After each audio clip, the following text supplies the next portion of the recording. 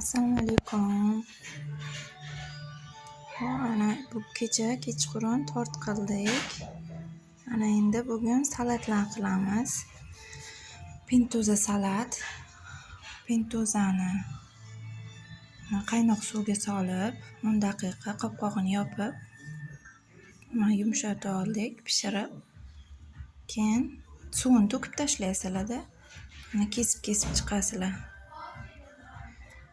Keyin mana endi hozir go'shtni somoncha qilib to'g'raymiz.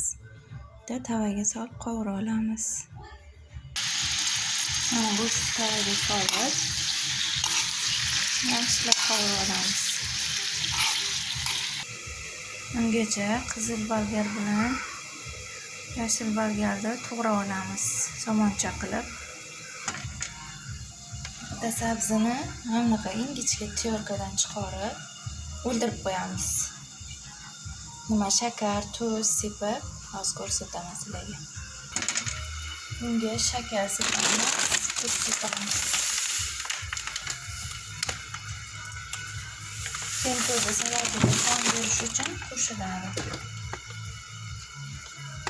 Shakar, ozgina tuz solib aralashtirib qo'yamiz 5 minutlar. Keyin salatga solib yuboramiz. Mana aralashtirib o'ldirib bo'ldik. Endi bolgarlarni nimaga solamiz? Go'sht ustiga.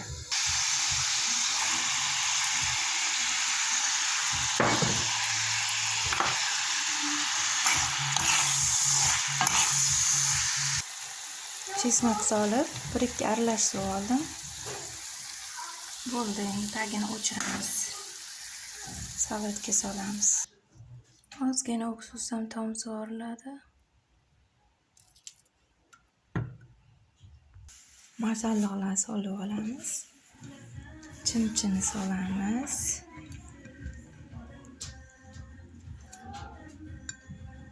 Chimchi, zelenlar,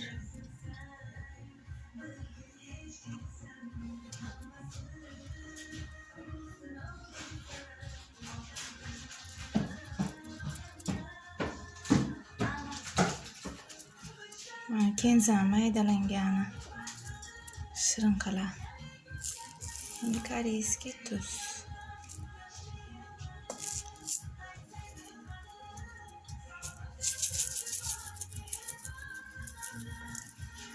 Koreyskiy tuz.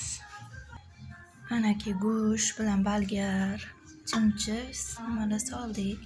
Endi bodring to'g'rab olamiz. Sveji bodring bilan sho'l bodring to'g'rab oldim. Endi solamiz salatga. Mana solib oldik. Endi tuz solamiz.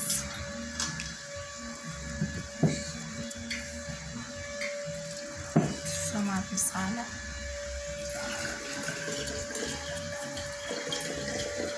Yaxshilab aralashtirib olamiz.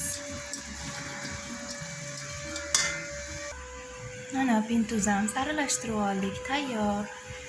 Endi Sezar salatimizni qilib boshlaymiz.